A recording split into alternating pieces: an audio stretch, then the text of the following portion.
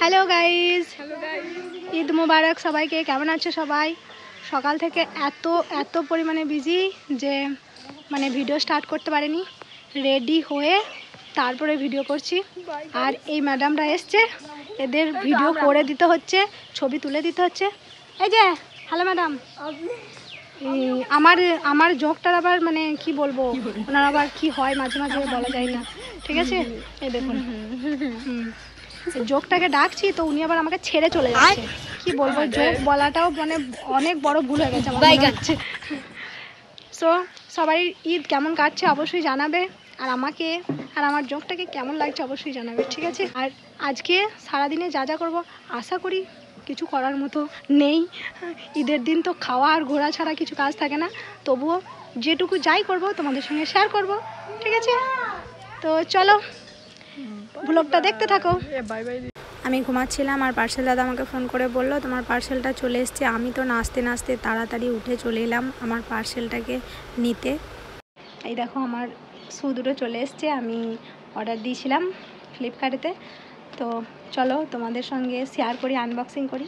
Actually এটা open box delivery ছিল, তো আনবক্সিং করেই দিয়েছে ওরা, তবুও তোমাদেরকে দেখাই কেমন হয়েছে আমার শু। চলো তোমাদেরকে দেখাই। সো আমার ক্যামেরা করার লোক নেই, তাই ফোনটাকে এভাবে রেখে আমাকে আনবক্সিং করতে হবে। তো আমার যে জোকটা সে আছে বাড়িতে, সেই আমার বেশিরভাগ ক্যামেরা ধরে দেয়। সে বাড়িতে আছে আর পার্সেলটা এসছে। কীভাবে দেখাবো বলো তো? এই দেখো কি সুন্দর না? যাই হোক, ফাইনালি আমার হাতে চলে এসছে। এইটা কেমন হয়েছে বা তোমরা বলো।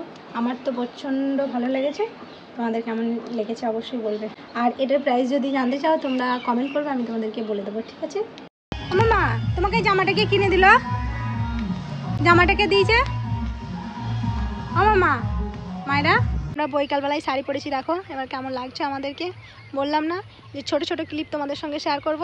তো এখন আমরা এসছি, এইটা মাঠ দেখবে, এই দেখো মাঠেতে, আমরা মাঠেতে এসছি। আমাদের এখানে একটা পুকুর আছে, পুকুরে পাড়ে ওই দেখো। তো এখানে আমরা ভিডিও করতে এসছি, ভিডিও আর ফটোশ্যুট করতে এসছি, কারণ আমরা বছরে একবার সাজি, তাই তো আমাদের মেকআপটা বছরে একবার হয়। হ্যাঁ, এই যে ঈদের সময় এখন আমি রেগুলার করব, কারণ আমি এখন ফেমাস হয়ে গেছি, তার জন্য। জাস্ট জোকিং, হ্যাঁ, অতটাও ফেমাস হয়নি। আর এই দেখো এই জোকটা, এ তো আমাকে ছাড়বে না কোনোদিনের, মনে হয় না যে আমাকে ছাড়বে, একদিন ছেড়ে চলে যেতে হবে। শোনো তো চলো আমরা এখন একটু ভিডিও ফটোশ্যুট করি, তোমরা দেখতে থাকো, ঠিক আছে?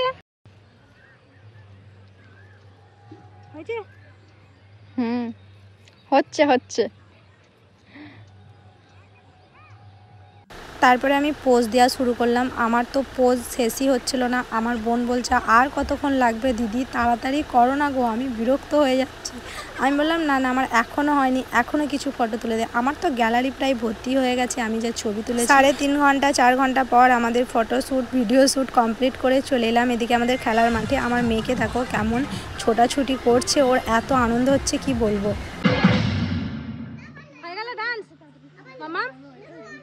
কি করছো মামাম, তুমি ডান্স করছো?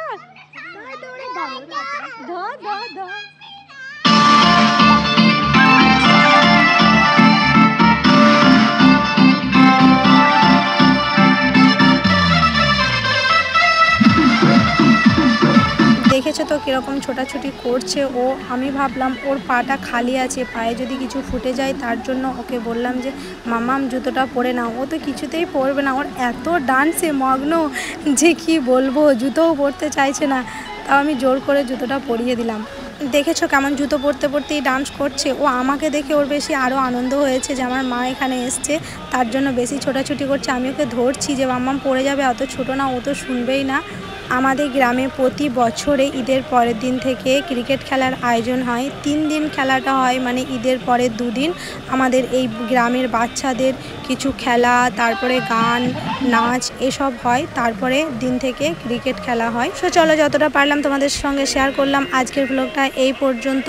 যদি ভিডিওটা ভালো লাগে তো পেজটিকে ফলো করে নেবে, আর ইউটিউব থেকে দেখলে ইউটিউবটাকে সাবস্ক্রাইব করে নেবে। দেখা হচ্ছে নেক্সট কোনো ব্লগে। Bye bye.